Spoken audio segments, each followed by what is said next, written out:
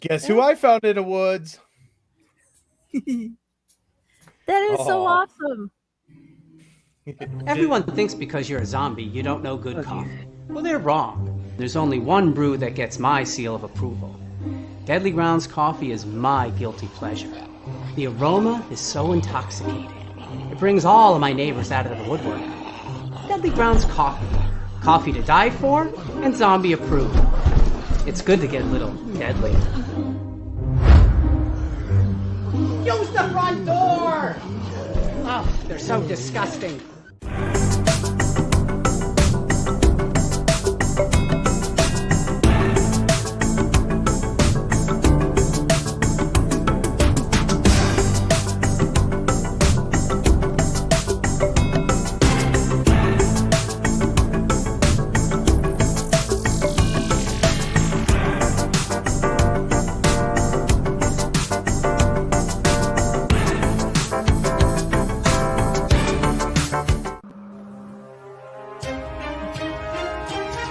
The Dorkening and all affiliated shows are not intended for anyone under the age of 18.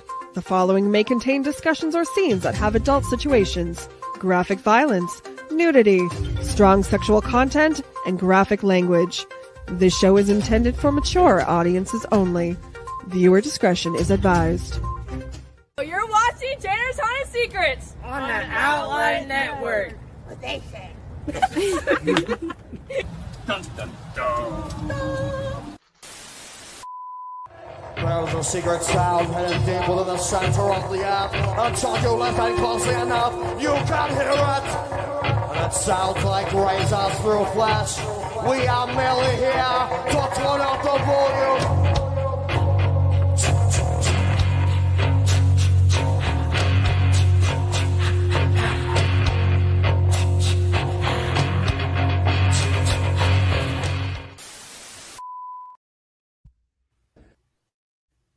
This is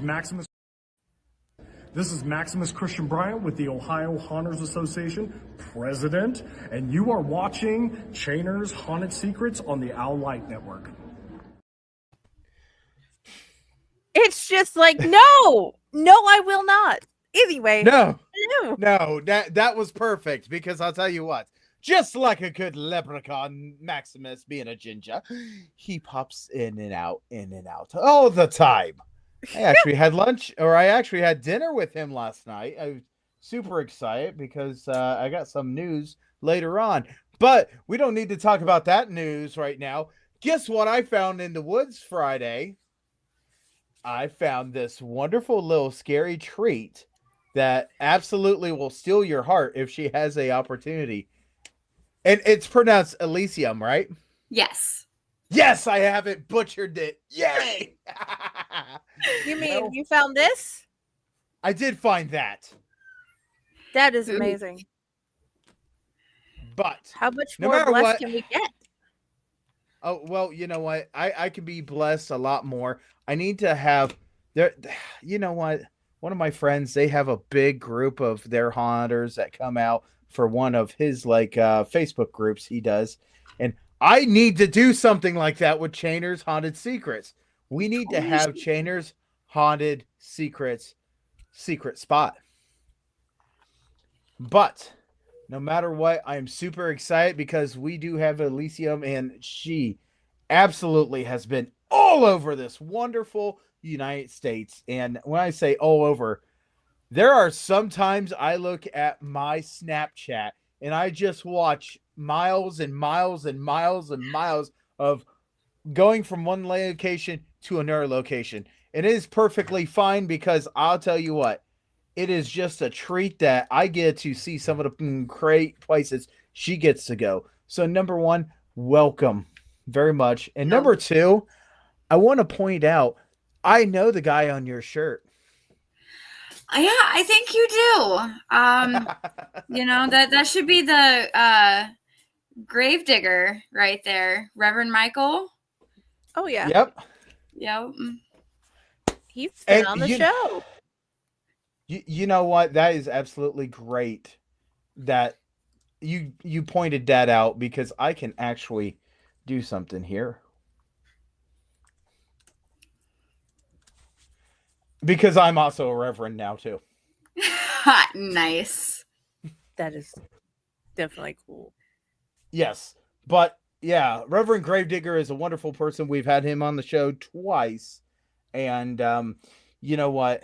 To have somebody that knows him and he is super excited, and he might even be watching. He asked me for the link, and I gave it to him a while back. And let's see if he's paying attention. But we accidentally might have put down the wrong time.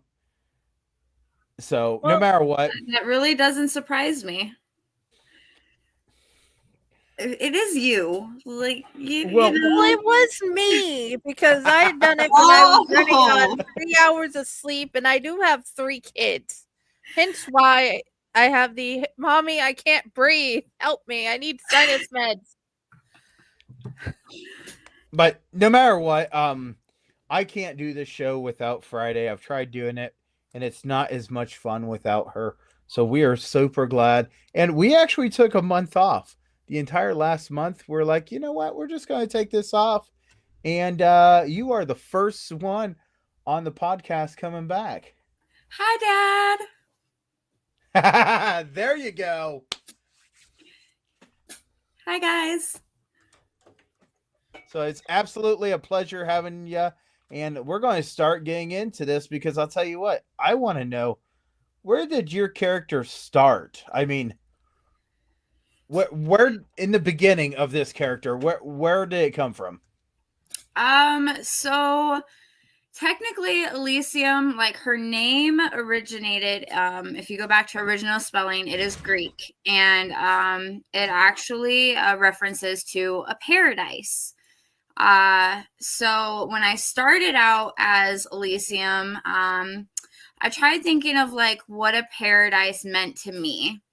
And so I started out as a deranged mental teenager.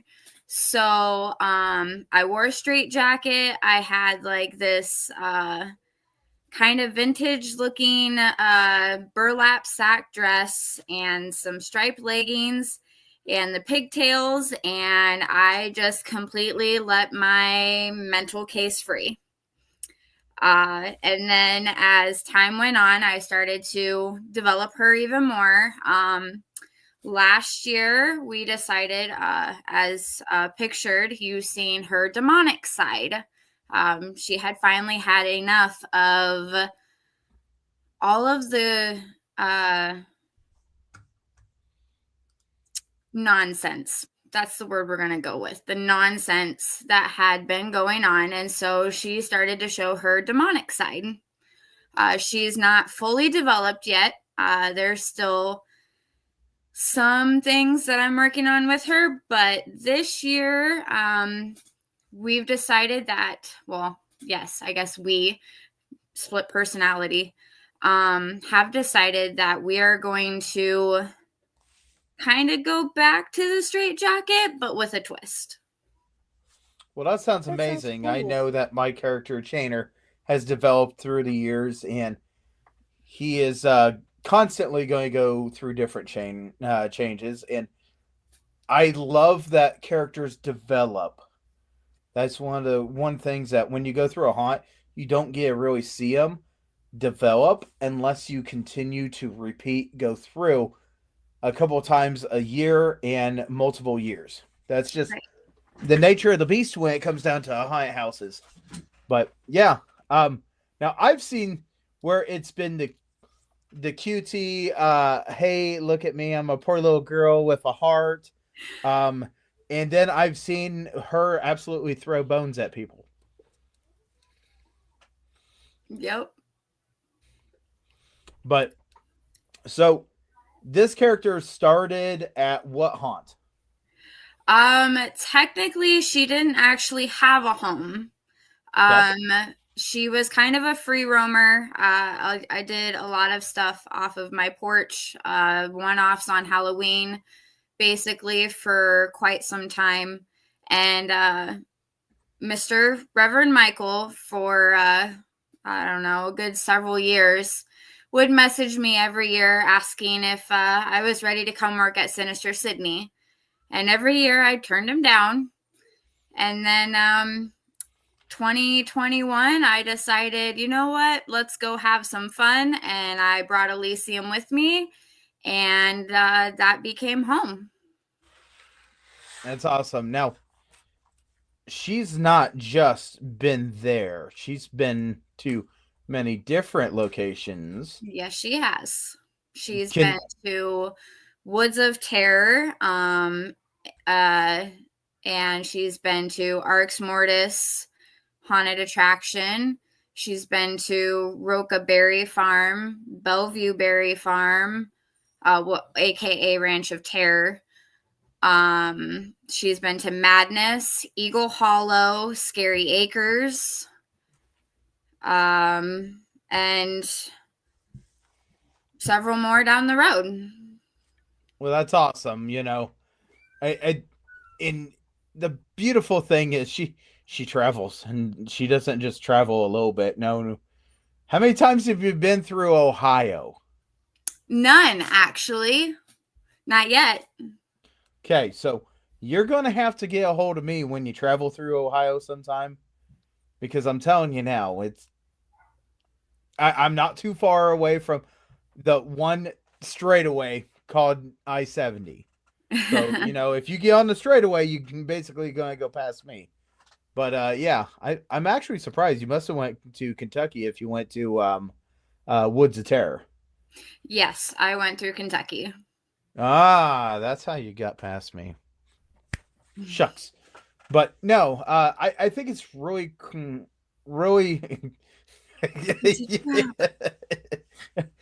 Hey, don't tell people my secrets. I don't tell people about your roadkill that you stick on grilling items.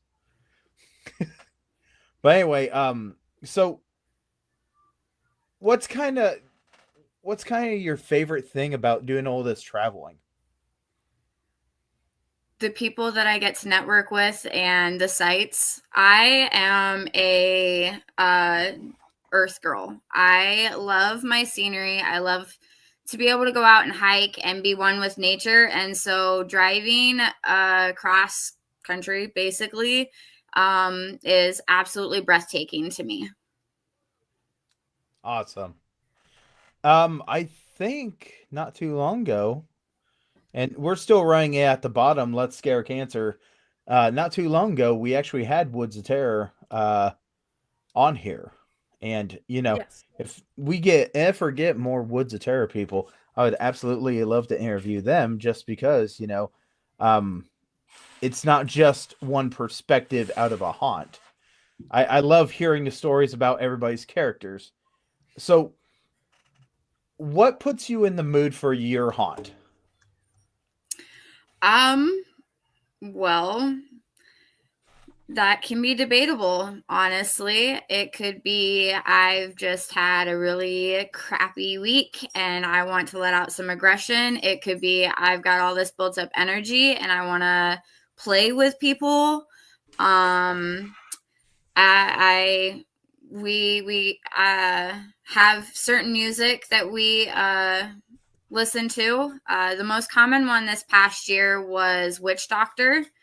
This year I gave our cast and crew the option to give me one song that they would want to listen to in the costume shop while we're all getting ready, and I'm working on making a playlist so we actually have more of a variety than listening to Witch Doctor on repeat. And sometimes it's just goofing around, you know, preparing for the night in general. Awesome. Friday, you got a twinkle in your eye. I know you got something. Oh yeah, I have many, but I want to start with, out of all the places you've been, which one is the coolest that keeps popping up in your mind to go back to? To go back to? Yeah. You know, as much fun as I've had at all of them, there's actually one that I haven't been to yet that I am wanting to go to. Okay. And what's that? Now I can't think of it, and I'm drawing a blank, but it's in Pennsylvania. Okay. Field of Screams. No, not Field of Screams. Okay. No. That's the first one that pops in my head, and yeah, normally, but Missed.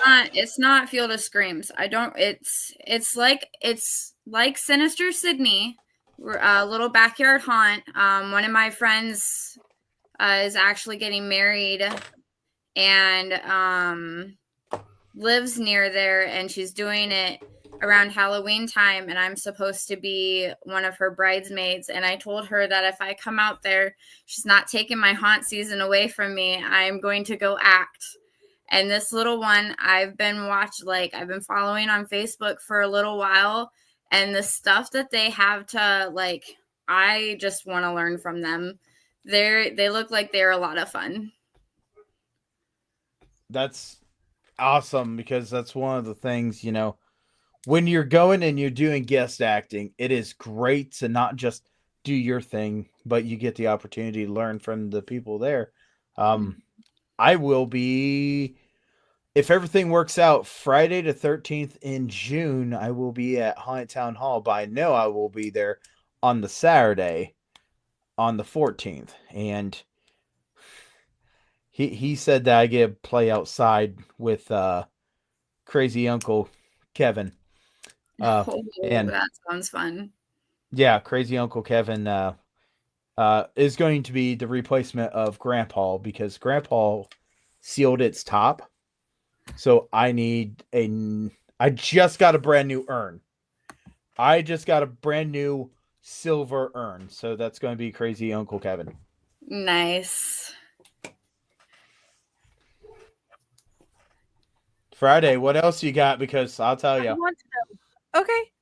The next thing I have, what has been one of your favorite things about learning how to do the different makeup styles you have done?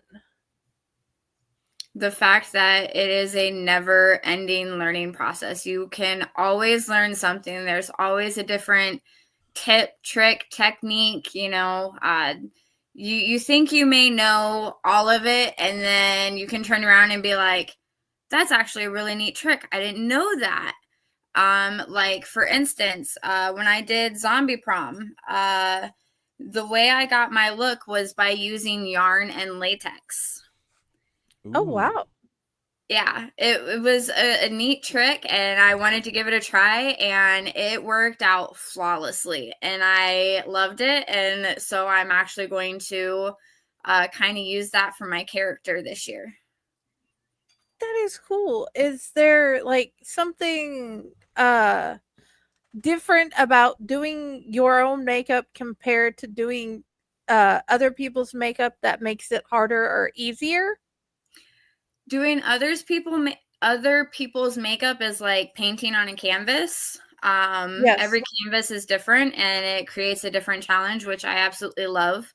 A lot of the work that I've done at Sinister Sidney, most of it has been our latex work. So I'm building my own base and working from there, which the person that was allowing me their entire head as my canvas, I absolutely appreciate. He was definitely my favorite masterpiece, which I shared you guys one of those pictures of him. Yeah, we can bring those up. Zipper face. The zipper? Okay. Yeah, the zipper face.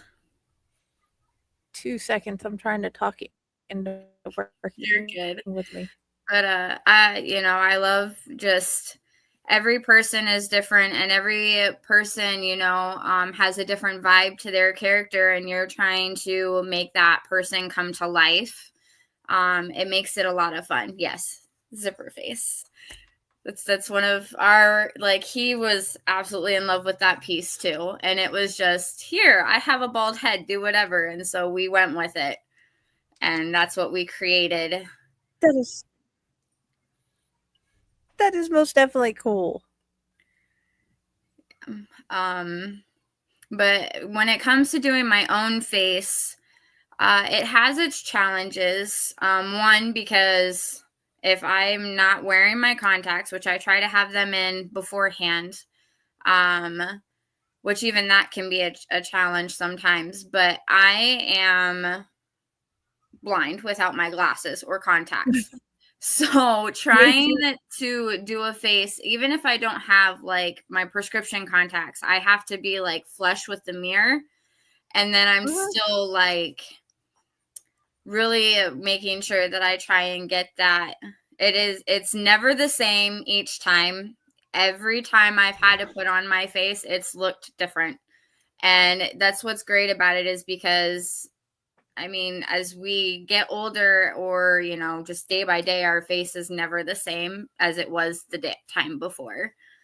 So it's you know, if you make a mistake, learning how to incorporate that mistake without having to wipe your entire face back off and starting all over into what you're trying to do.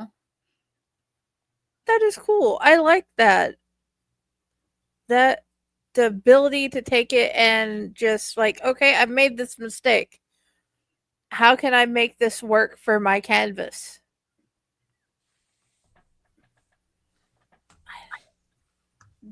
That is beautiful. What about this picture?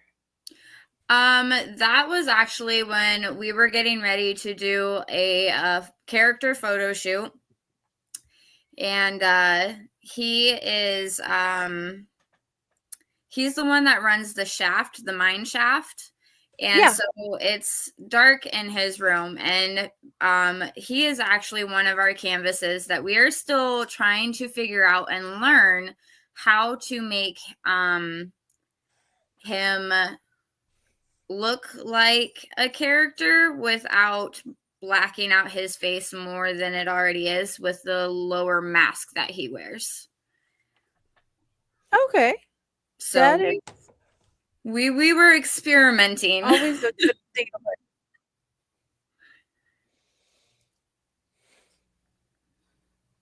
What about this one? That again, like I said, that is my canvas where he's got the bald head, and I get to start from scratch and completely build an entire piece on him. We were currently in the process. I was just starting to blend my colors on him having a ripped off scalp.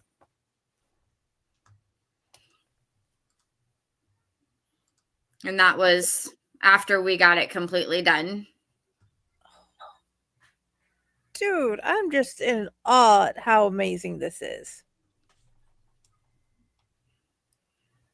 And that's me. But you... That's me. Okay, and what is this character? That is Elysium's demonic side, the one that is still in developmental process. Okay, because I wasn't sure which side. I knew it looked demonic, but that doesn't always mean anything. Yeah, I just know it's really cool. She's supposed to have demon-like wings, and they did not get made like they were supposed to by a company. They ended up backing out last minute. So I'm currently in the process of looking for somebody that would be willing to make these wings for me. I hope you can find somebody to make them exactly how you see them in your brain. It's a good thing that I have semi-sketches of what I'm looking for. So I try anyways. That is cool. What about this one?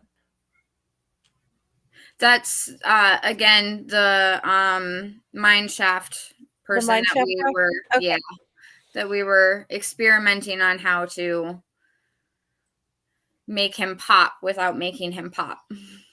And this is a better look, a better view of the missing scalp.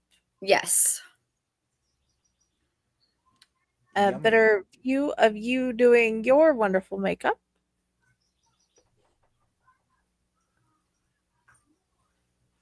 Dude, That looks like he's a burn victim almost. That is so cool.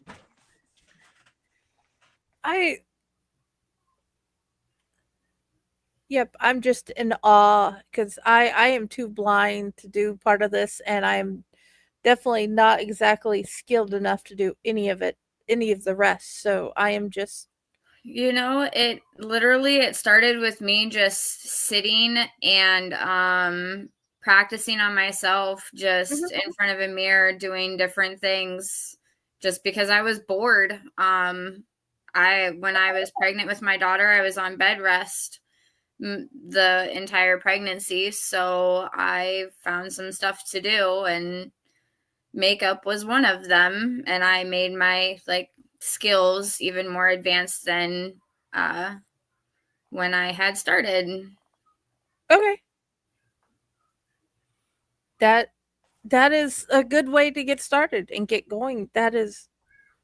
See, guys, you can do it if you try and have the initiative, and you can see how amazing she's done. Do you have a favorite look that you've done throughout the years that has keeps popping back up on your mind or your feed? It wasn't so much a haunt character. It was one of my Ren Fair characters, actually. That was my absolute favorite. Okay. Hi, sis.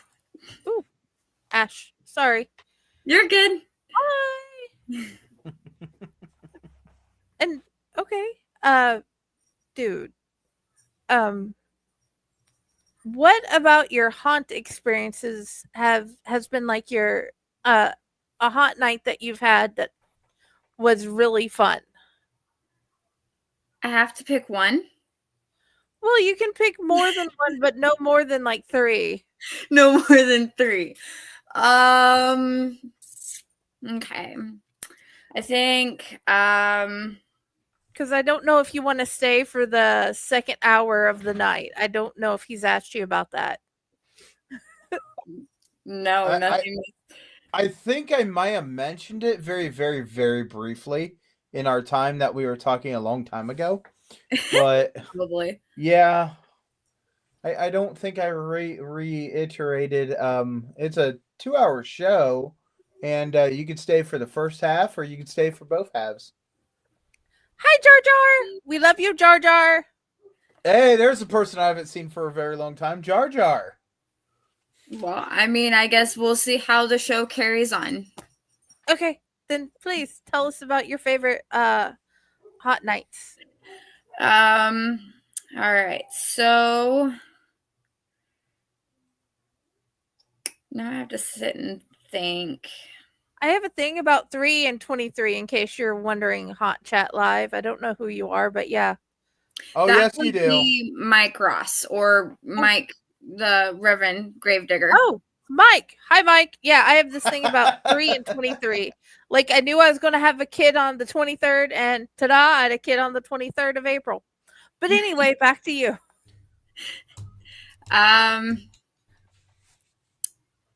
You know, there's quite a few of them. I want to say my first year at Sinister Sidney, and Mistress Lori would agree, was when I just kind of made this girl completely go like fatal, pretty much. Not just fetal, like fatal. Could not get her back up. She was done, chickened out for the night. But I, like, right at the ticket booth window, I just came up behind her and I just did my little chippery hi, and that girl turned around, looked at me, and she was down, and there was no getting up from it. Oh, wow. Tell them about the triple code night. Yeah, the triple. I don't know what the triple code. Is that the one where I made them pee themselves, chicken out? Yeah, okay. So that's the guy that I made pee himself, dropped to the fetal position, and he chickened out before even actually getting all the way into the haunt. Because awesome. I work in our queue line, and our parking lot is also accessible. So I run out to the parking lot and stuff. So I kind of mess with people before they even come inside. And then when they do come inside, I torture them some more. I try to wait until after. Yeah. I try to wait until after they've bought their tickets, but sometimes, you know, it gets a little hard. And they just won't make it in. I think that was also our first person of the season, was it not? Yes, there was a guy I chased onto the top of his car too. Would not let him get off the top of his car. There's another person where they literally gave me the keys to their vehicle, and I got in the driver's seat. Did he poop? I didn't remember that one. So then that would have been a 4, wouldn't it have? And then what was it? Not this past season, but the season before last. There was a podcast that had came through, and there was a girl that was absolutely terrified, and we had her trapped in her car, and the passenger door was open, and the last she had seen me, I was in front of the car, and then the next thing she knows, I am coming from underneath the car door, and there's only like that much room between the car door and the ground, and I'm coming from underneath it and climbing into the car with her, and she freaked out. There's another one. I've done quite a few mannequin scares, where I've kind of stood there and people have just thought I was just a mannequin because of how completely still I've been. I don't blink. And then I just start running after them. That's always a great one. I do a really weird crawl, and I've crawled at people as they have been walking up to the rule plaque where Mike usually stands to read them the rules. And I've crawled at people, and that's like, I've had people tripping over themselves. Last year, I blew my good knee out crawling after somebody. I went from being contorted and crawling after this person in our midway at the cemetery. And I went, what I usually do is I'll start low to the ground, and then I'll just stand up and show like how that I'm actually a tall person. And when I went to go do that, my knee locked up and I blew it. So I ended up sitting out the rest of that night and kind of a couple nights after that. Hi, fur baby. Yes, this is Minnie, and she is an attention baby. Go lay down, please. No, go lay down. Mine's locked out, so you can't see him. No, go lay down. He's like, nope. No. Did you have anything that did you have advice for those starting out?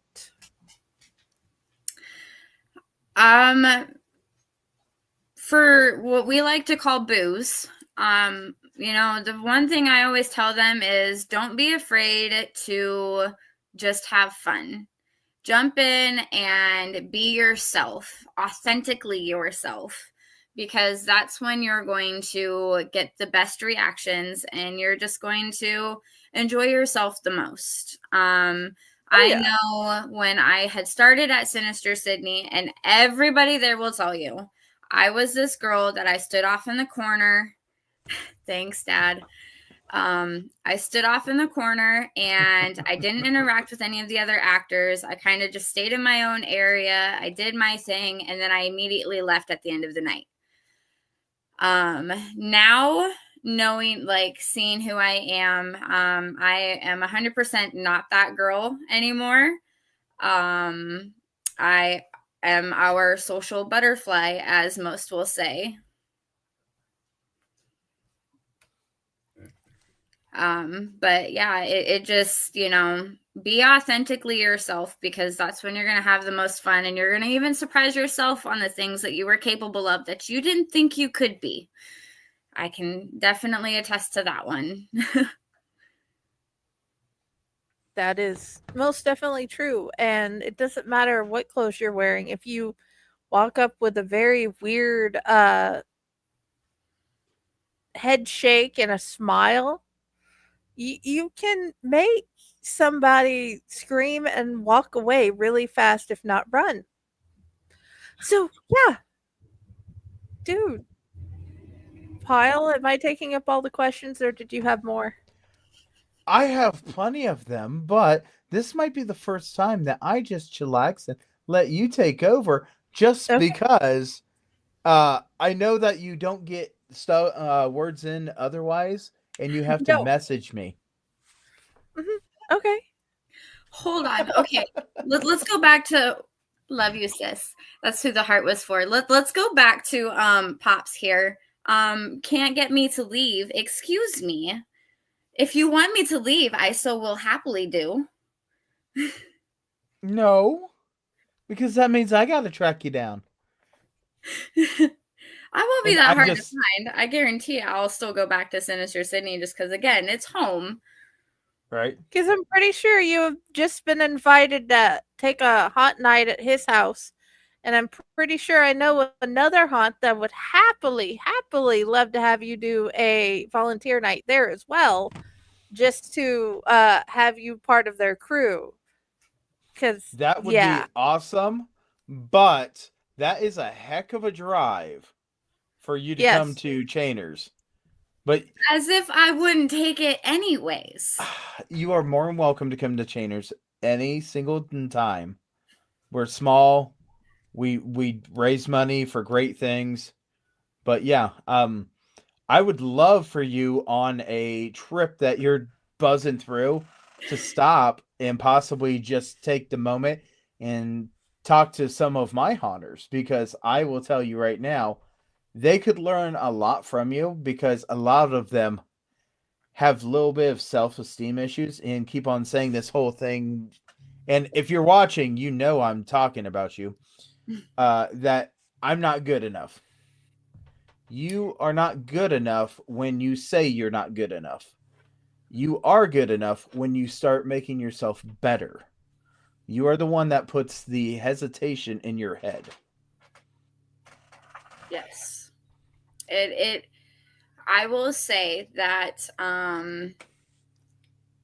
when I tell you again that, I was this shy corner in the box girl when I was started at Sinister Sidney, and you look at me now and I'm most definitely not, and very outspoken and annoying, as some have said.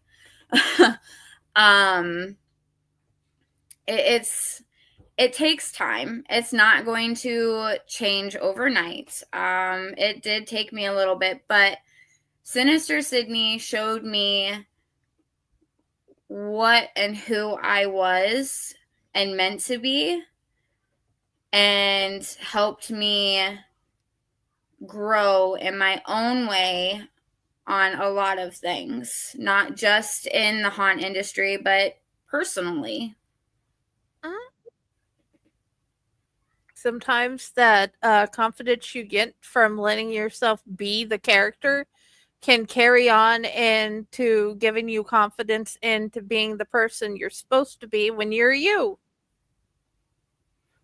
And that is beautiful. That's absolutely true. I've figured out a long time ago that when you step into any kind of haunted house, you are absolutely just beginning your trip. And when you say, "Oh, I retire," you have never really retired. You have just taken a extended vacation away from it. Because if you are a haunter, you are a haunter. You crave it. It's not just a, hey, that was fun kind of deal.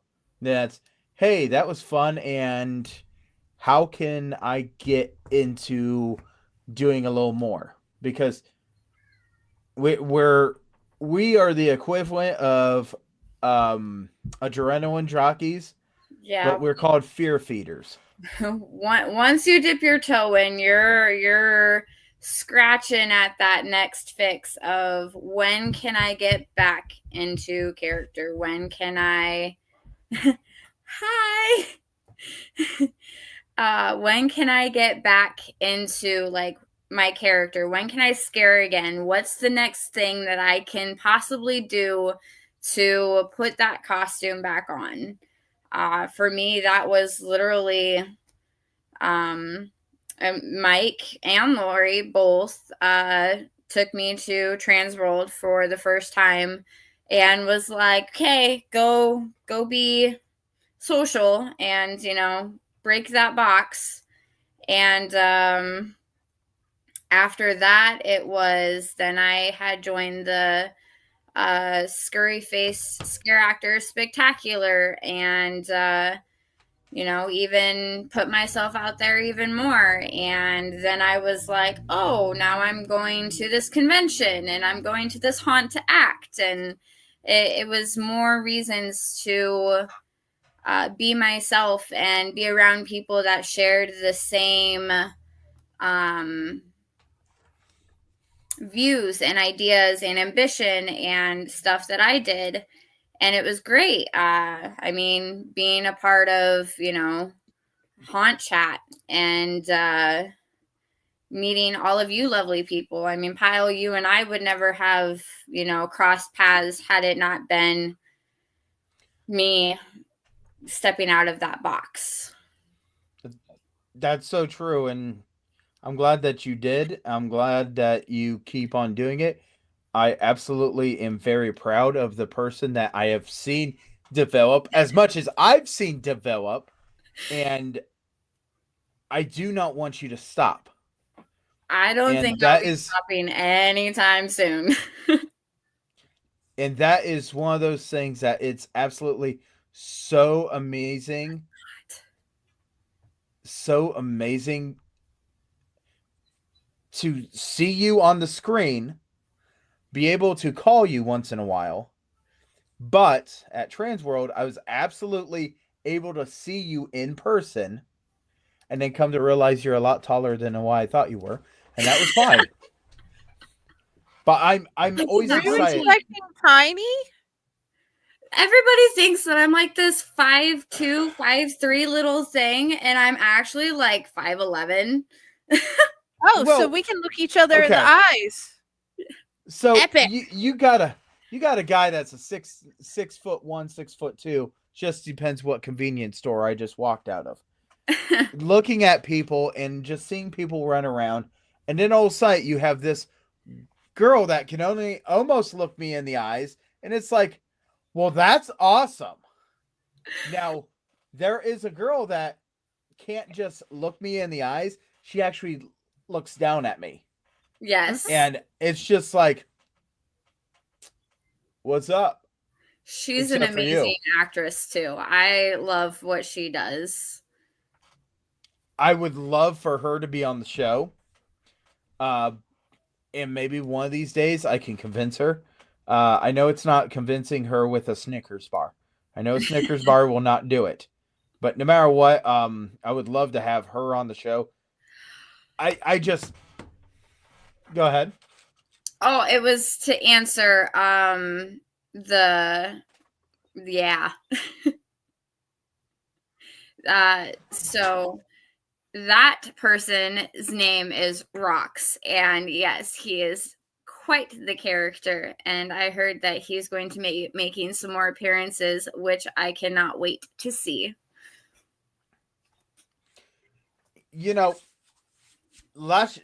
This year was the first year I went to Transworld, and it was such a sensory overload. Yes. But I can officially say it was awesome walking down the aisles and going from place to place, looking at different stuff. and somebody would just grab me by the shirt and go, "Hey, Pyle," and it's like, "Hi," and I'm like, "Who are you?" Me and Butch Patrick had a nice conversation while I was there, and after our conversation, he kind of linked me up with something else that he thought was pretty cool, and it was like a wonderful little circle moment. But you go into the conventions that you go to, what is, not being biased, just kind of curious, what's your favorite convention? As much as, Transworld is fun, Fear Expo was fun, OKC was fun. My top favorite actually was our local one called the Little Con of Horrors. And that one I had the downright most fun at. So, next year, I'm just saying, there might be a convention coming to town, and the funniest thing is it's going to be Mother's Day weekend, and we want all the hot moms to come. And that's Ren Fair season. That's what? That's Ren Fair season. That's true. That's true. And I know how you're a Ren Fairian. And when I say that, I mean you're a Fairian. Yes, don't trust the Fae.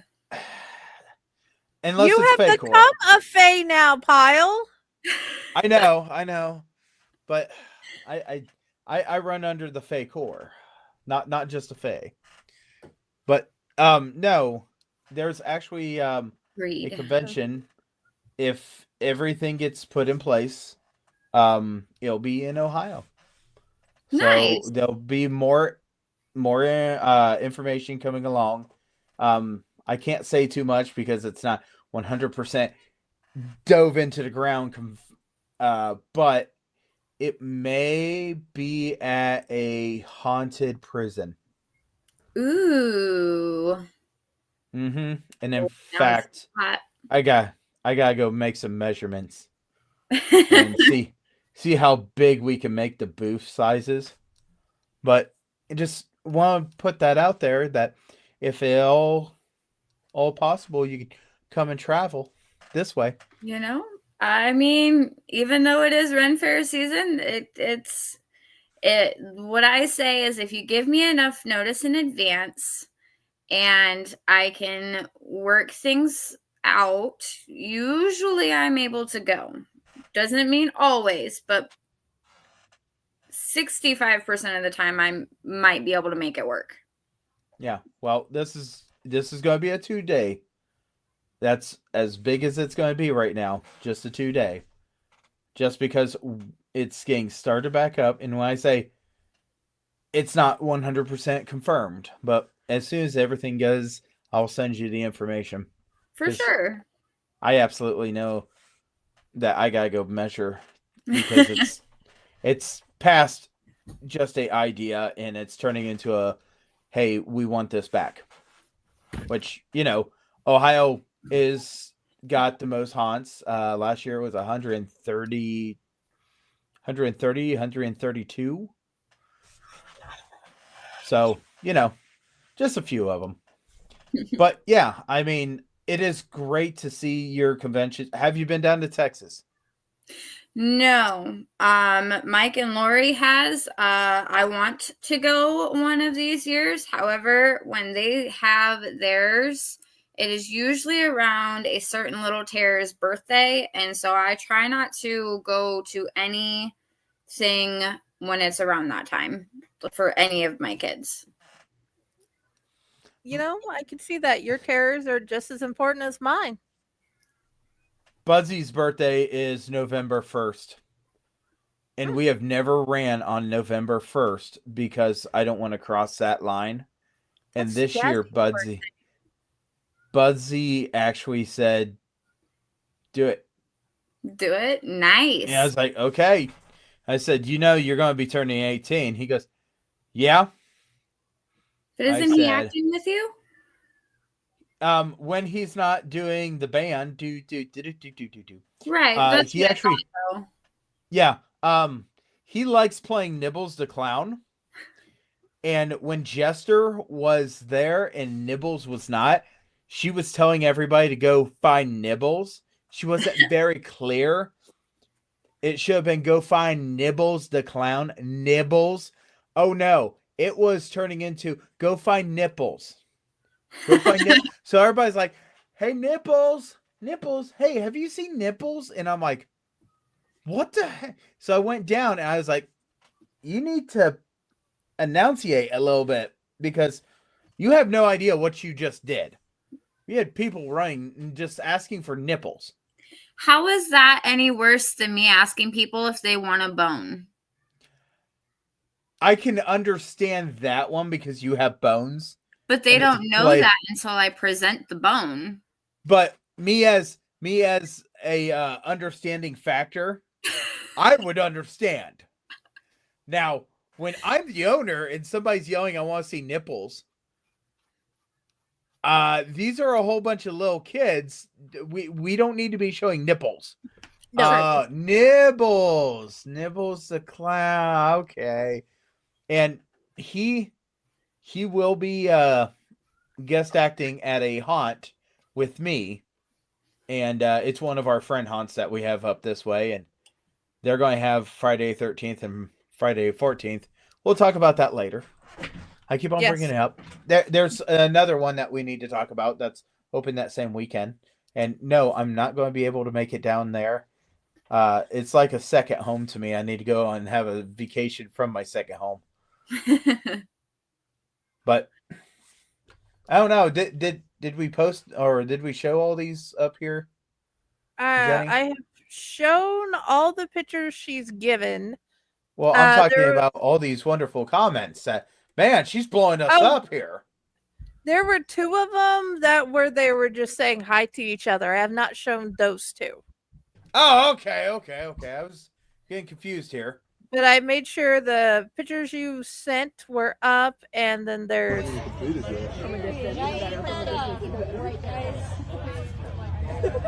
Or you do like a bloody can or something. Can you reach towards me with it?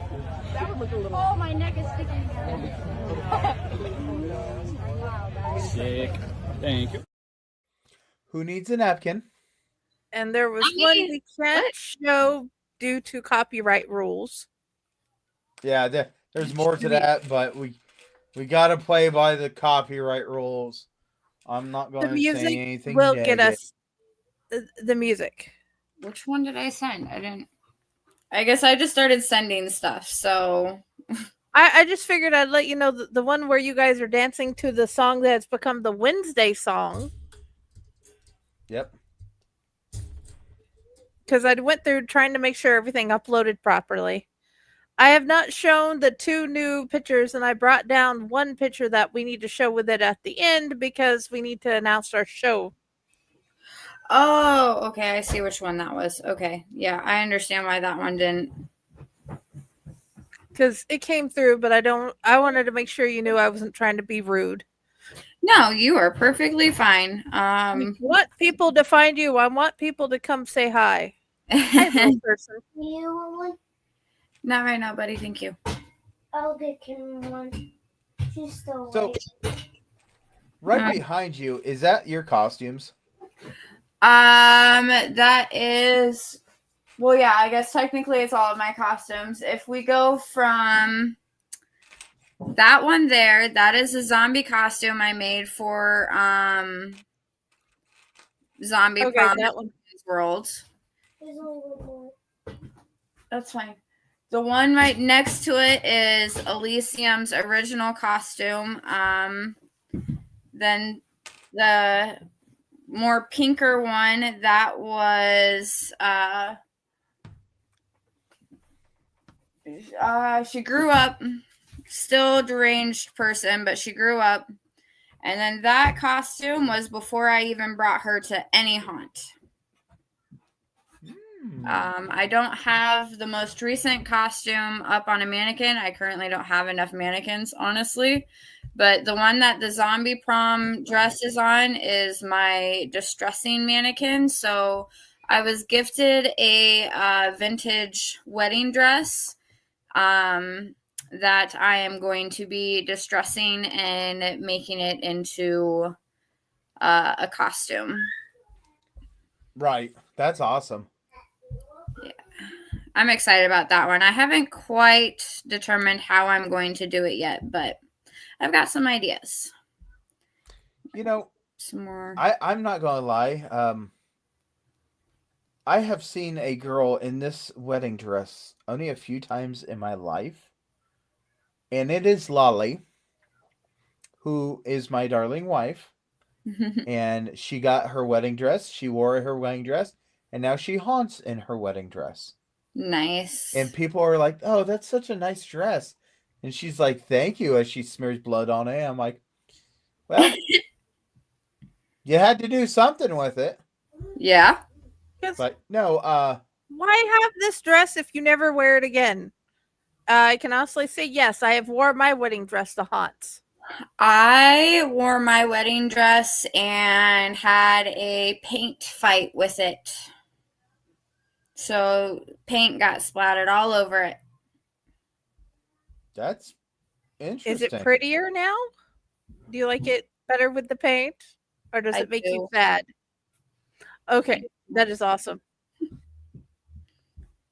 So, who now, who is the one that on your TikToks you have almost for like the longest time you had this one little character with you doing your TikToks with you?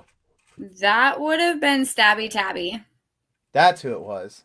Yep, that was Stabby Tabby. At the point in time, she was the only one that was available to make content with me, and so that's literally what we did for an entire summer, was make content to help me promote for the Scare Actor Spectacular that I was in to get votes. Ah. So all these costumes, all these things. Let's talk about Ren Fair, because I know that's like a really happy. Look at her face on this. Oh my gosh, she is so happy as soon as I said Ren Fair. Listen, Ren Fair is like my other life. Yes. So the best part about it is our booth, okay? It's me and Mike and Lori's daughter. Okay, so you got two of us in Sinister Sidney. Yep. And then you have two of our friends that actually work at Madness. And then we have one other friend that works at Eagle. And all together we correlate, like we are sister haunts. So we call ourselves Terror Trinity. So you have all of us haunters actually running and creating stuff for Ren Fair at a booth. That's pretty cool. And how long does your Ren Fair run? Technically, the girls, like, they start at, let's see, we start April and we go until August. I just don't get to do a lot of the traveling ones that they do. So I stick I'm more of our local ones, but our booth goes from, I believe, April to August. Okay, so it just travels around to different Ren Fairs. Yes. Okay. I know the Ren Fair here in Ohio runs for nearly a month, or it is a month. Yes, I would love it if it was consistent, but Nebraska's Renaissance Festival is only 3 weekends. Okay. Yeah, Renaissance Festival here in Ohio is actually hooked up to a haunted house, and you have Brimstone. Nice. So Ren Fair runs Renaissance Festival, and Ren Fair also owns Brimstone. That's where our Ren Fair is. Also runs their Ranch of Terror. Nice. Which actually, the best part about it is our booth is right in front of one of their Ranch of Terror banners. Oh, that's even funnier. Awesomeness. You're going to have to talk to them. I would like to interview them because I want to know what it takes to be a Renaissance festival and a haunted house. So, but no, so we are at our 1 hour mark, and before we go too far, I'm going to ask you, would you like to stay? Or Sure. Okay. So Okay, we're going to go awesome. ahead, and I don't know if we got questions from Dante this week or not. He has questions. I have them. I good. forgot to type them up and put them up there. It's just he he actually paid attention and had like art questions too. So I'm like, dude, you are smart and catching on. So yeah, let's Stop, Minnie. Go. So we'll go ahead and do our 3-minute question or the 3-minute commercial break. And once we go ahead and get done with the commercials, we'll come right back. And we got Elysium today and Friday. And so go ahead and hit the button. Okay.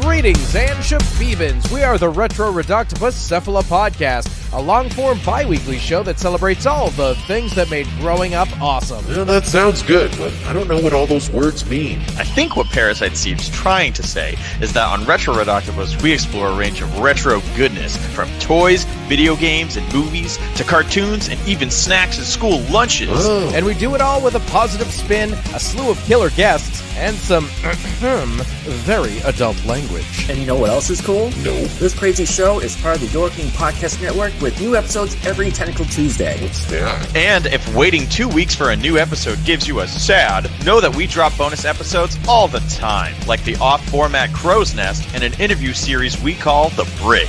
You can listen to Retro Reductopus on Apple Podcasts, Spotify, Stitcher, or any app that's cool enough to carry the only show that celebrates all the things that make growing up awesome.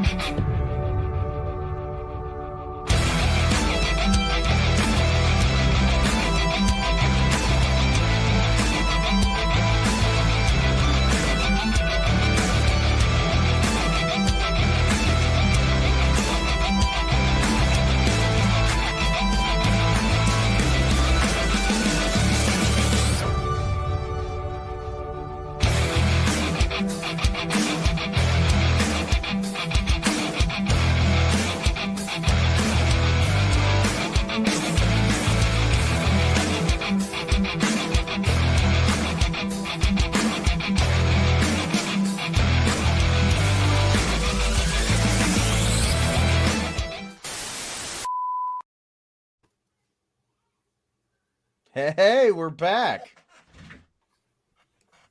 Man, that was a nice, relaxing commercial break. You sit back and the wind blows through what hair I don't have. Okay.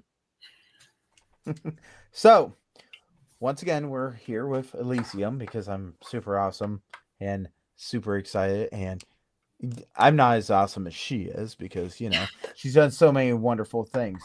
So, what got you with Scurry Face? That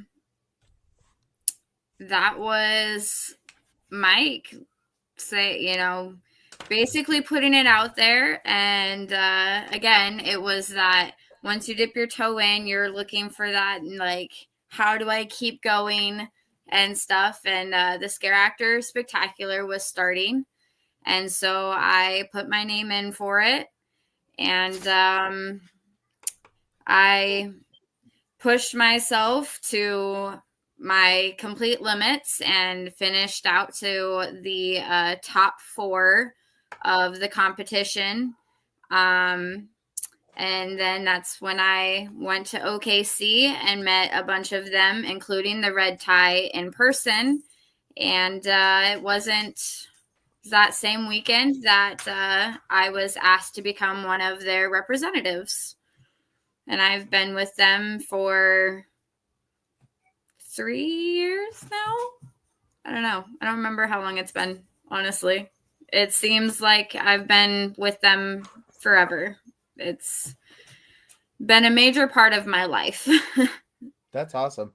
So, for the people that don't know what Scurry Fae is, just give us a little idea here. Scurry Face is a worldwide organization for haunters that is a networking and family and just a great build me up, a way to learn more about yourself, the haunts around you, the people around you that have the same ideals as you. And you just kind of, you get together, you learn things from each other, you grow. It's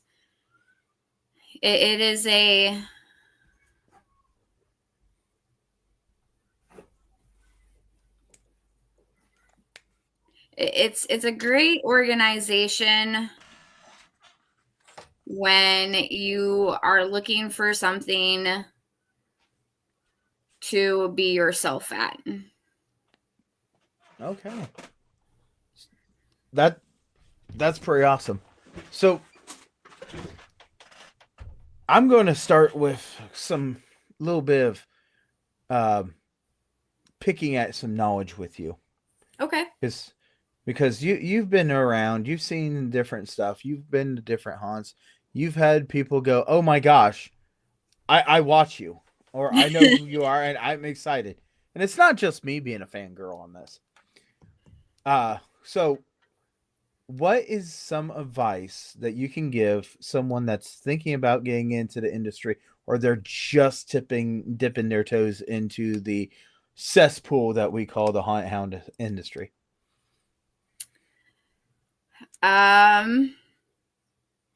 Well, just like any place you could possibly go to, there's always going to be some sort of drama.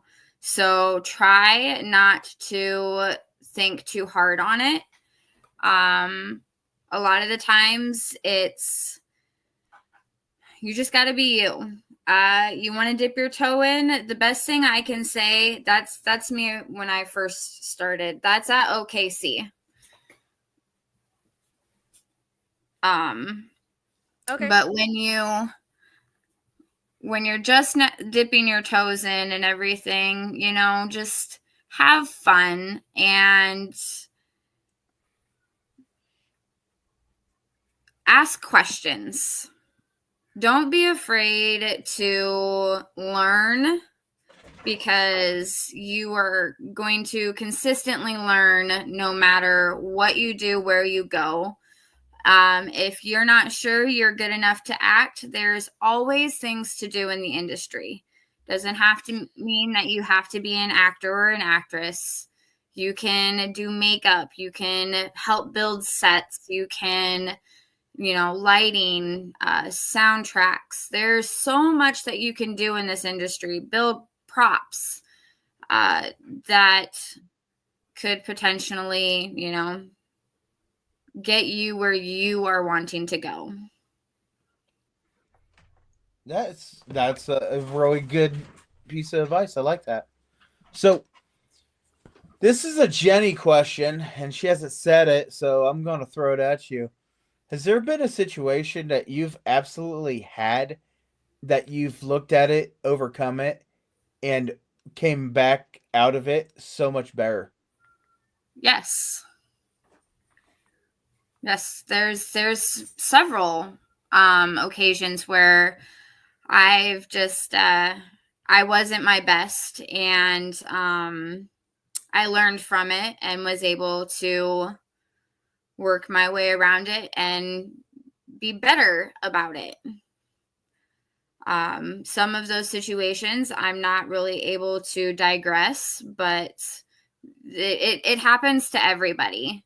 And it's about how you hold yourself, and it's about not having an ego. Very true. It's one of the hardest things not to do when you're so dang good at what you do.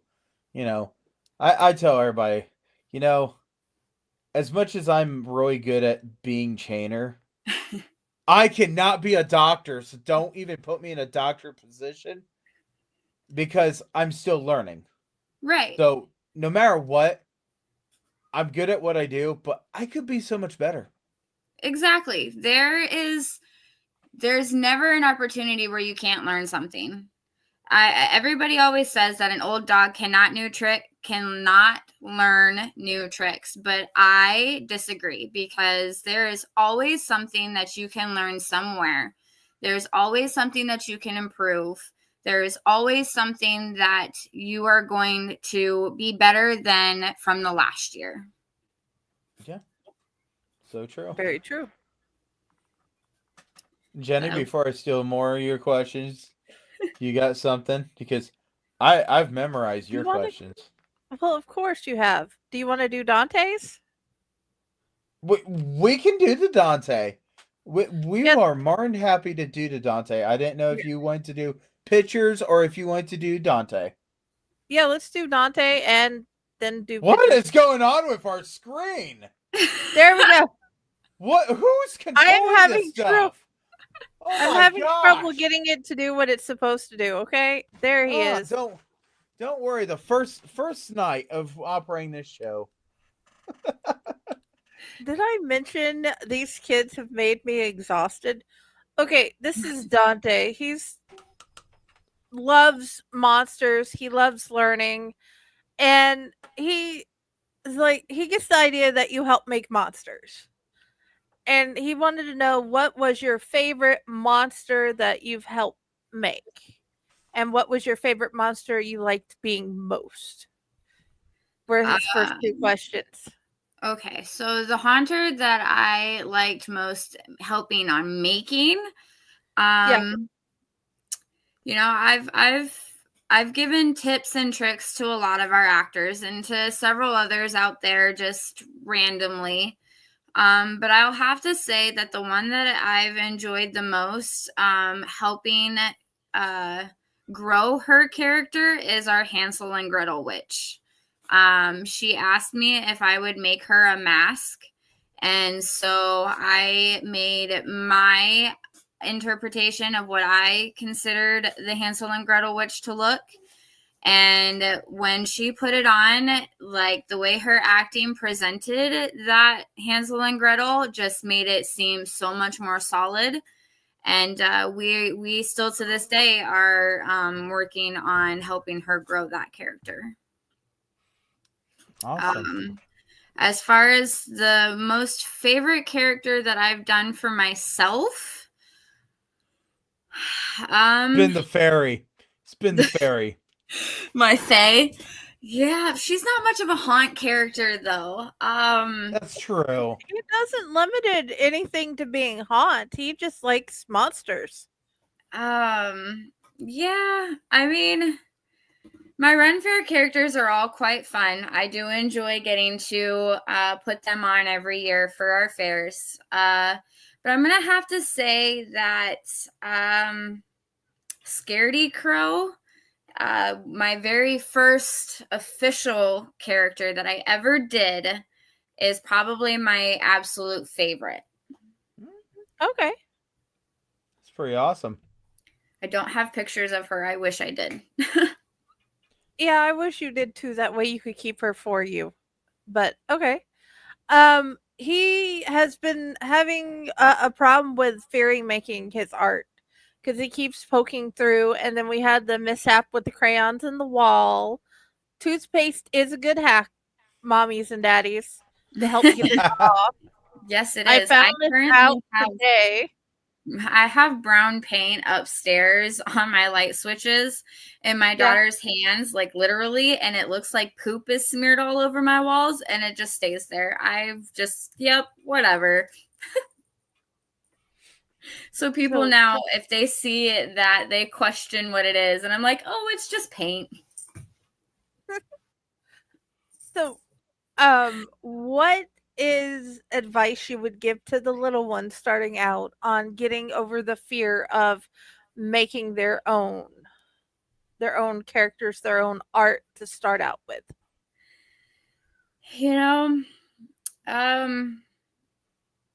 Mine have they've kind of grown up with mom being this way, but it's letting them partake in the process. Like when it comes to making your own character, even if they're not making it for themselves, just helping out, mom or dad or whomever, handing them their brushes and their paints, watching them get into gear. And then when it comes to, developing their own, it's asking them, what is something that you think would be scary and would want to do. I know my oldest, he has told me that he's not scary. He's more funny.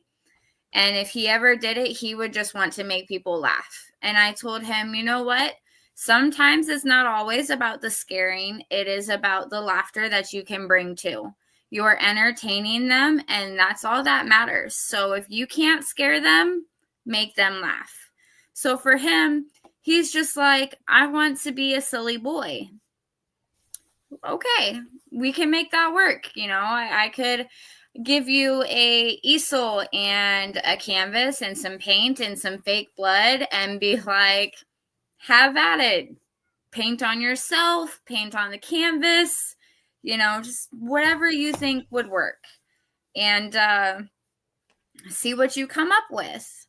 It's very simple, very basic, but it's a start. It's getting them, used to the textures if they have sensory issues, used to the sounds around them. You're getting them familiar with what it is they're actually getting ready to do. Now, my middle child, he wants to be as dinosaur dragon-like as possible, and he has the roar for it. I tell you what. And he, his energy alone, he's asked if he can join me this year, and I told him we would see how it would play out. But he wants to act out some sort of mutant dragon type creature. So, and my daughter is absolutely in love with Chucky, and she dressed as Chucky for Halloween this year, and she could kill just being a little Chucky doll. Awesome. That is awesome. Yeah, it's giving them that feel for it and letting them decide what they're comfortable with and what they would find scary while just being themselves. Okay. Do you know what SCPs are? Secure, protect, contain. Yeah. Okay. So he wanted to know what your favorite one of them are.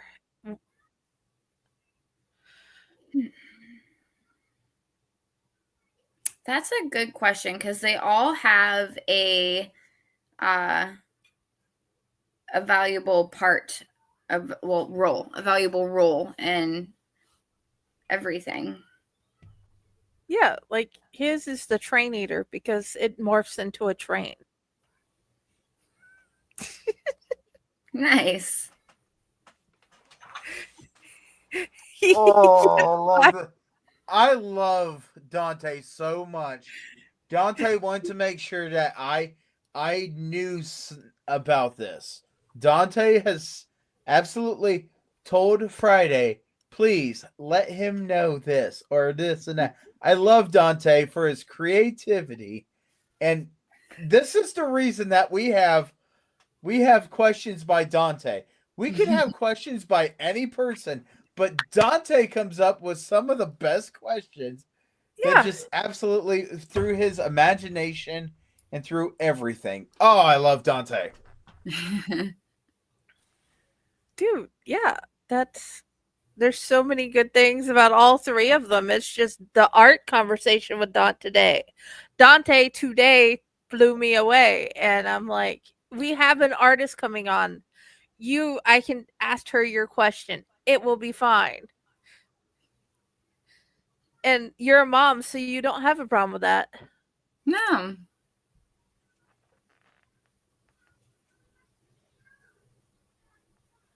I'm not bringing that up because I don't understand what's going on.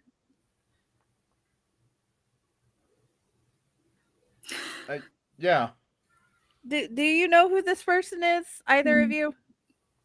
Not sure. No. I'm reading it, trying to figure out. Okay. Me either. Okay. You don't know who you are? Okay. Are you a haunter? It's the next question.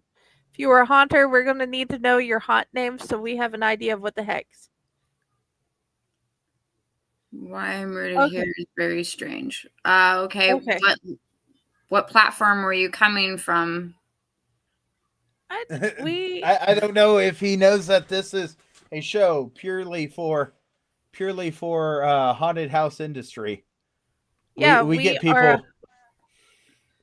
We are a haunted house show where we interview haunters and we learn from them because as haunters and haunter enthusiasts, we don't know everything. We learn from others. We're letting you know why. We don't know who you are. A lot of people get on here and they wonder. They wonder what the difference between haunted houses of the industry and haunted houses that have spirits. And it's like, well, one, I don't even talk about the spirits just because I know that gets so many people confused and this and that. And haunted house industry is usually in the fall. But yeah, this is a show absolutely for haunted house industry. If you just happen to have something that goes flying off your shelf in your haunt, you could talk about it too. Okay, well, anyway. I mean, Sinister Sidney is technically haunted. Yeah. Dude. We'll talk it, dude. We have a show for that. You are welcome. Next time, I'll see if I can get a hold of you for the next time we do the Shivers episodes about the haunted haunts. Okay. If that is okay. Okay, cool. Yeah, that's fine. But anyway, have you figured out what your favorite SCP is? No, I don't think I could decide. Okay. And then his last question was, do you like trains? Do I like trains? I do. Okay. Trains are pretty cool. Next week, I get to do nothing but trains. For 4 days, I have to learn everything I can about trains. Oh my gosh. I never thought I would have to do a whole class on locomotives. Oof. Well, heck, if you want, you can send us little tidbits to share to help you learn the facts. I don't care. But anyway, back to the show. Do you want us to continue showing your pictures while we talk? Sure. That's fine. Okay. I'll talk about them as they pop up. Because you've sent me so many and they deserve to be seen. And the reason I'm like, oh, okay, earlier is because I'm like, you look like a soul reaper. I mean, I do rip people's hearts out and eat it. Yum yum, eat it up. Oh yeah, I need to bring up my end. Okay. But anyway, please continue. And this beautiful, amazing pic. That was my trip to Woods of Terror. And their photographer was like, I need you to stand right here and we're going to do some photos. And I'm like, okay. At that point in time, I had my beating heart and I had my severed hand, which actually sits on the dash of my car all year round.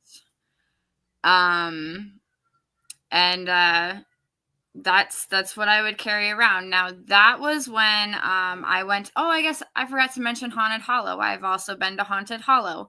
They hosted a Halloween Queen pageant, and I was dubbed the Halloween Queen, and they never continued it after that. So I am the one and only Halloween Queen for our area.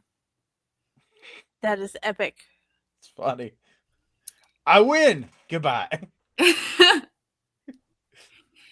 Yeah, it was a fun night. I was nervous as all get out, and the lovely lady right there, she was the one who crowned me, was also kind of my mentor. So she was the one that encouraged me to try a couple of pageants, and so I did, and that was the first pageant I won. There you go.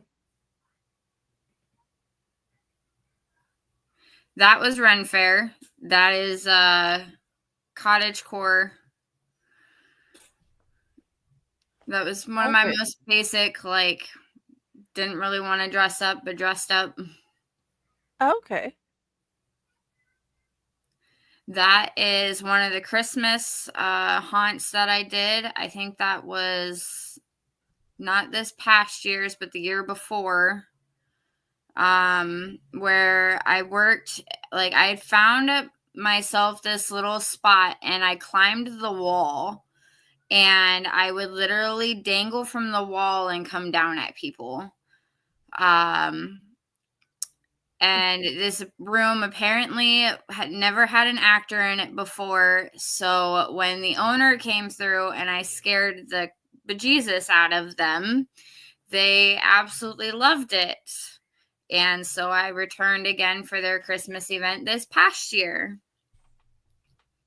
That is cool. Okay, hold on. Me and the pictures are having an argument. I bet you the pictures will win. I'm just No, saying. Jenny will win whether it likes or not. It's just they don't want to go the direction I want them to do. So, there we go. That was my first year. Yes, I believe that was my first year at Arx Mortis for their My Bloody Valentine event. And the little doll I'm holding is my possessed doll, Jeffrey. Okay. That's just me chomping on my heart. Ooh. That was Ren Fair. That was actually our last weekend of Ren Fair. Love the Piratus. They don't save in an order, so. You're good. That was at OKC. This girl, I don't remember who she was acting as, but she asked if she could get a picture with me because we looked kind of similar. And I was like, yeah, okay. I guess the pigtails kind of, but wasn't portraying the same. Like, she was actually cosplaying and I was doing my character.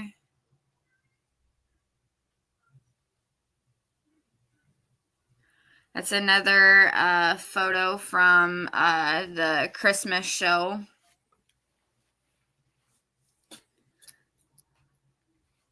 This one is so, like, wow. I love it.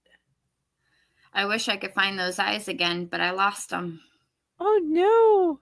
That is me, Mistress Lori, and Grave Kitty, as he calls himself, but that is technically Mike, the grave digger. Grave Kitty.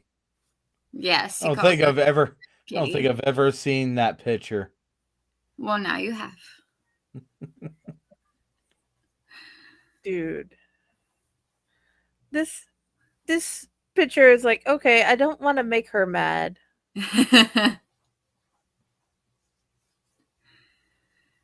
Yeah, the makeup artist that did that for me, because I was in a sensory day. So one of the makeup artists at Arx Mortis did that for me. I gave her the general idea of what I was going for, and that's what she did for me, and she nailed it. And I like this. And now my goal is to get a bone and a little urn of Grandpa. That is now my goals. And now, wow, those are long though. Yes, my hair that I do for my characters literally go down past my butt. Oh, okay. Hey, the entrance. The entrance that one of the letters fell off one year. Yeah, yes. It's still there.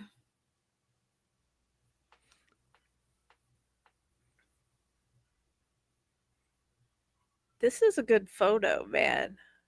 I like this. Yeah, one of my friends, I had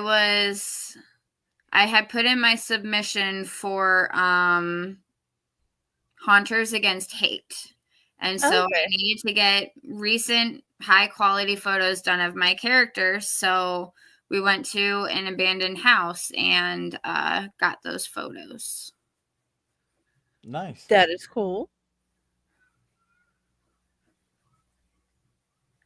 Ooh, fairy. That's the one that Pyle was talking about.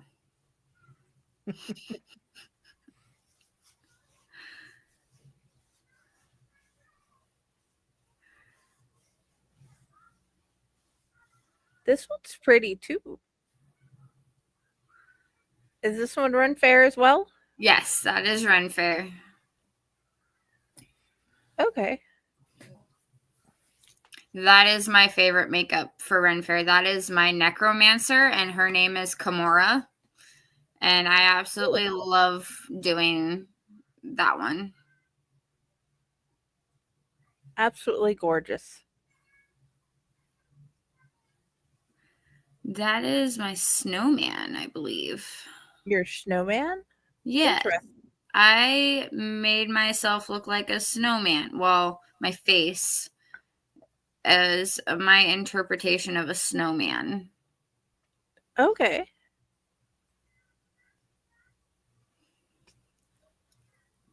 That was again another Christmas event. Yeah, see, there's the snowman a bit closer. Yeah. I like that.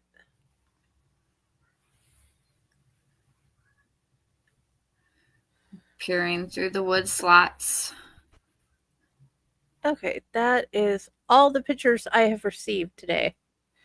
Is it? I think. Because there's a few that's they don't want to play because they're gifts. Weird. Would it be the last 3 that I sent? Yeah, because they wouldn't let me up. They wouldn't let me bring them up on the screen. Okay. I apologize. It said no. And I agree with this person. Okay. Let's see. Is it going to... That's going to be too blurry. Okay. Thank you, Drew. See if it'll let you guys see. I'm not sure. Can you guys kind of make that out? Kind of. Yes. What is this again? So this was a piece that I did for Christmas this year. Hold on. Let's see if maybe I'll shut that off for a minute and see if that kind of blocks out the glare. Does that make it better? Yeah, possibly. I can see an eyeball. How's that? It's an eyeball, and it's I'm not quite sure. I mean, I can see, but I can't see the best detail on it. Okay. I have a weird question. Can you send me a screenshot of the picture? Oh, yeah, totally. I don't know why we didn't think of that. Okay. Because I'm not the tech support. Hide. Stop. It's, yeah. I can bring that back down. Because I'm trying to figure out how to make it work, but it says no. Right. So I'm There. like, We'll try that and see how that works. Okay. And I'll turn my light back on. Oh, that's even awesome.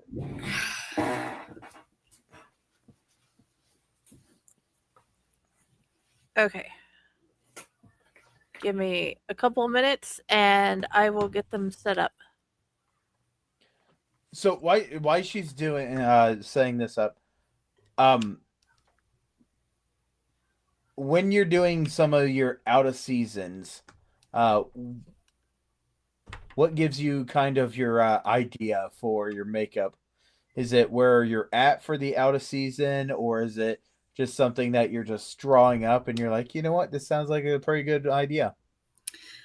I guess it depends on what I'm doing for that out of season, like where we're going to be, what the theme is or whatever. So like Christmas being out of season, obviously you're going to want something that's more winter based. So that's what I kind of aimed for when it came to that. The Valentine's Day, like when I go to that one, I don't really like go out. I have thought of like taking something different and doing a completely different kind of character like I do for Christmas, but I haven't found anything idea wise that I've liked enough that somebody hasn't attempted to do that's not already overdone. Valentine's Day tends to be, everybody tries to go for Cupid or something like that. And I just haven't really quite got an idea that I've been like, I got to give that a try. So this year for Valentine's Day, I went down to Hell's Dungeon, and I thought to myself, in the haunted house industry, one of our main goals is to, if you can't scare them, you gotta entertain them, but you gotta also make them feel. See, that's pretty cool with the cookie cutter. Right. That's not something that, people would generally do. So that's what I did. That is.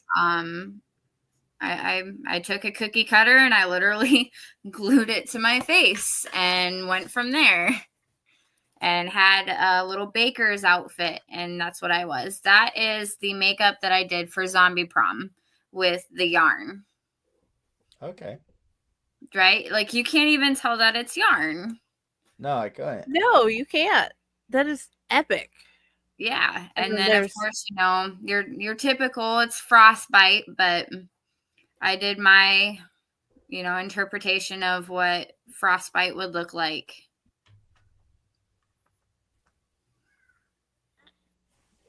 But going back with the cookie cutter, man, that's pretty awesome. I like that. When I did Valentine's Day, I just wanted to give somebody an uncomfortable feeling. So what was better than being a male stripper that was called Honey Glaze with a paint pail of hot wings? That's great. I just walked up to people and told them, I was like, hey, is it hot in here, or is it just my chicken wings? And I would offer them a chicken wing. When they said, no, I'm good, it smells like it's too hot. Oh, too much sauce. I would take it and put it on this white shirt. By the end of the night, it was orange on that shirt. And somebody looked at me and said, I don't eat meat on the bone. Oh, okay, no problem. So I'm like taking my hands were in black gloves and I'm like ripping off the meat and handing it to them. And I had a couple partakers of hot wings, but most of them's like no. And then I would tell them, hey, want to do me a favor? And they're like, what's that? I said, here, hold my pail. And they're like, okay. I said, I'm going to show you a magic trick. See my hands? They're like, yeah. I said, but not my pants. And I would rip off my pants because they were the ones with the snaps on the sides. Yeah. Rip them off and they'd go flying in the air. And I had these shorts that were so jacked up that they couldn't tell if they were shorts or underwear. And I had suspenders attached to them. And they're just like, that's just way too much, right? I was like, oh, you guys want a hug? And they're like, no. So going to a haunt out of season is always really, really hard. And sometimes you have these haunts that have like a theme behind them. So you got to mix what they're doing with that theme. And it's kind of hard. But I've been able to pull off the trader clause, which would trade you a candy cane for one item.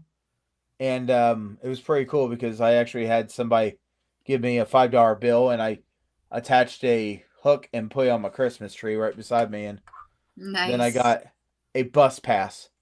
The bus pass had to be one of the best things. And I got a tampon. A brand new tampon, not used, but yeah, it was a tampon. But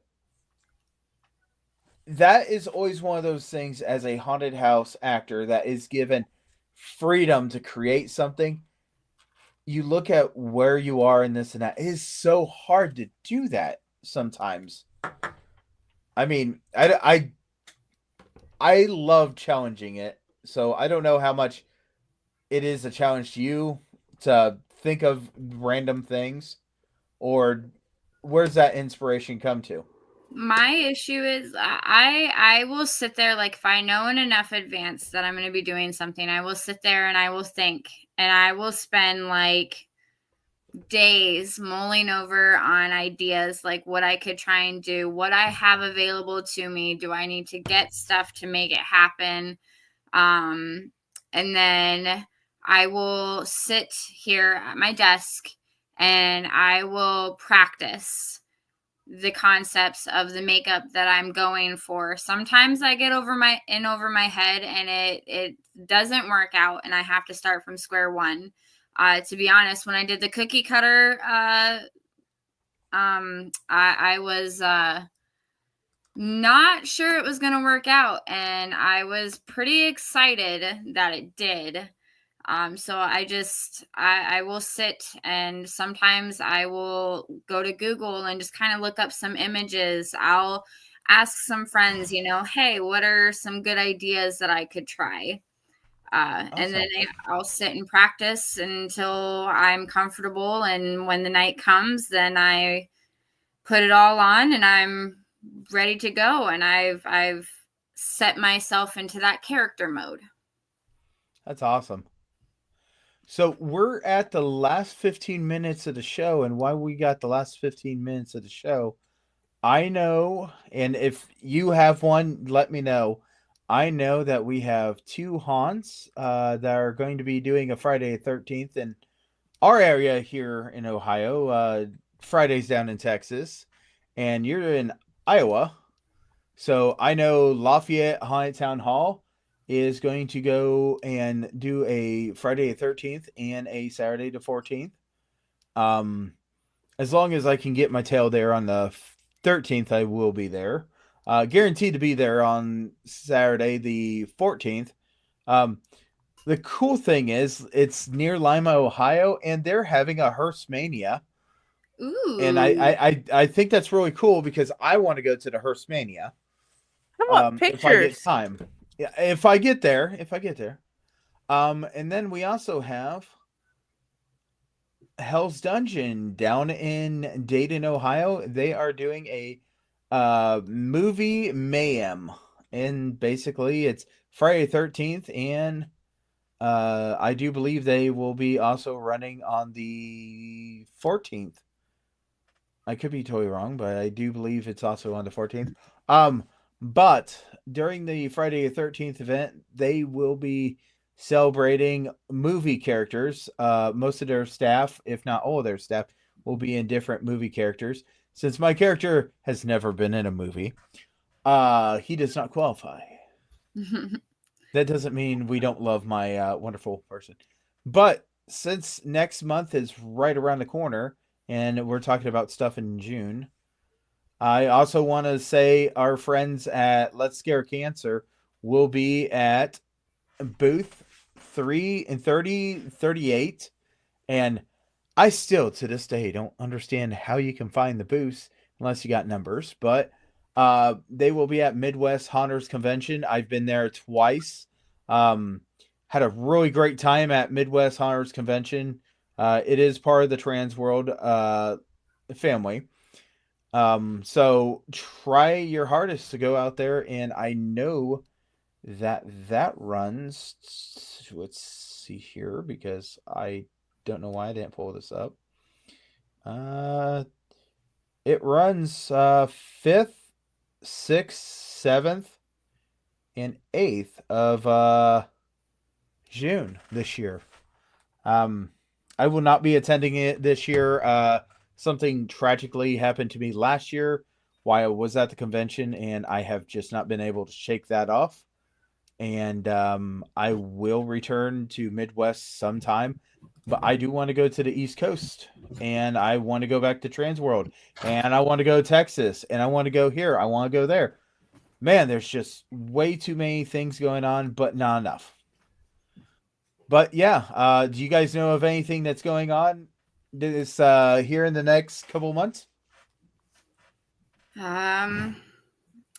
Not in my region so much. I know Hillside has their 4th of July event in July, but as far as like anything else going on, I don't know.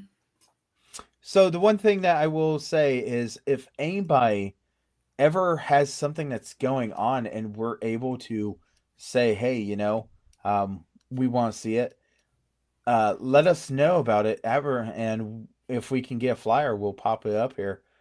Just, kind of promoting stuff. We love the haunted house industry. We love haunted house actors and all personnel that goes with the haunted house industry. We just don't know if you're out there and doing something if we don't get notified about it. So please send us your flyers. And Friday, if they would want to send us an email, where do they go? chainershauntedSecrets@gmail.com. That's pretty easy. That's almost like the name of this show. With that was the whole entire idea. gmail.com attached to it. Gave us a Gmail and a YouTube channel, so you can always find us. And that's one of the biggest things. We want people to go ahead and find us. We want people to send us stuff, because that's something that we always love doing. We have so much going on coming up. We're still in the spring. Summer's going to hit pretty soon. Once summer hits, it is going to be chaos. Elysyum, if you'd be so kind, if you get a flyer for that 4th of July thing, I would really like to get a hold of that, because the only one I've ever heard of that's on the 4th of July time frame was one that was a couple of years back, and it was called Red, White, and Blood. Yeah, I believe they posted their flyer here recently. I can forward it to you. Absolutely. One thing I'm always about supporting and, sharing out everybody's content and their flyers and stuff, because we all want the same thing. We're all in it for the same reasons. The one goal that Terror Trinity had is to prove and show that haunts can work together and we can do things together. It is not always a competition. Oh, I will also tell anybody that is in the Ohio area, the flea market for Cleveland Haunters Club. Let me pull that up real quick, because I want to make sure I read this correctly. Cleveland Hunters Club event, because I know that this Saturday I'm going to be at the halfway to Halloween flea market. Yes, they have a halfway to Halloween flea market where people can purchase different haunted house or Halloween or whatever. It is up in it's near Cleveland. I know that. But go to Cleveland and Haunters Club on Facebook, and you should be able to pull up that they have a activity coming up this Saturday. And I also know that I'm going to be spending a lot of time because it is from 10 a.m. until 4 p.m. And it is nothing. And it is a 3-hour drive for me to get there. I know. It's not that bad, but I think I've got to start bringing stuff in like at 7:00. So I've got to figure out what time of the morning, night / whatever I've got to be over there. But for me, I've got Mystic Fest at the end of the month, and then Potter Fair the first weekend of June. Is it Harry Potter? Yes. Okay. I thought at first this has got to be like some kind of pottery thing, and I was like, she's smiling too much. She's smiling too much. It's got to be Harry Potter. Yes, it is a Harry Potter. The boy that lived, come to die. Anyway, I have never watched a single one of those movies completely through. Never. I own every single one. Don't judge me. I bought it to watch it. It's just not happened. So, but have you read the books? Oh, yeah. Yeah. Whole story with that. Anyway, we will talk about that at maybe a later date. So, no matter what, I want to thank you for coming on the show. I want to thank you for being a wonderful person, and I want to thank you for actually being a person that deals with me in life, because you actually have met me. I actually met you. You're a wonderful person, and I'm very grateful for that. So here's how we do this. Elysyum, if people would like to find you, where could they find you at? Linkr, LINKR .bio, BIO /Elysyum, spelled as you see on the screen, .com. I am glad this is a I got video. the link where link go. That helps, because I'm telling you now, I would have had to stop the video, typed it in, went back, play. Okay. Because that is something that, isn't very common to hear. Linkered. It's great. It's its own social media platform itself too. So I can upload posts on it. And I have like everything affiliated with it. I've got bio, photos, everything is on it. It's awesome. Beautiful. That was one of the coolest link sites I've ever seen. I loved your bio. That is so cool. That's why it's wherever links go too. All right. So Friday, where can we find you? You can find me here on the Outlight Network, here on Faycore, here on multiple different pages pretending to be random people. But this Friday, at the usual owl time, we are having the release party for our newest anthologies, Onward Adventures and Realistic Dreams. You get Pyle's first published story ever, and you get Josh's first published Chaos's first published photographs. In Onward Adventures, Ron and I have stories in them. Please come join us in the Fake Horror Book Club. We have the party going all day with author. The authors come in. They have posts about their stuff. And then at the usual 9 p.m. Eastern time, we will do our live release party with multiple authors coming on. So you can actually hear us talk to them like we've got to interview this amazing woman down here, Miss Elysyum. So please come join us and help us celebrate our published books. So okay. Yeah. So I'm pretty sure you know where I'm going to be on Friday. Because I'm going to be part of that party. Because I was told, just because I had one of those moments where I got bored, stuck in a traffic jam type thing, and I wrote a story, and now my story's in this book, and the story was completed almost in about 2 hours. I don't know how that happened, but yeah, it's a really good one. So I will be there on Friday hanging out with a whole bunch of different people, and until I've got to go to bed, and then I've got to wake up the next day and go to the flea market. So no matter what, we are getting close to the time that haunts are starting to put out the flyers and say help wanted. This Some is have one already of those. done that. Yeah. Sinister Sidney's will be rolling out next week. So I want to point out, when a haunt says help wanted, this is your opportunity to get in with the people that don't fit in with normal society most of the time, and they feel comfortable being with others like them.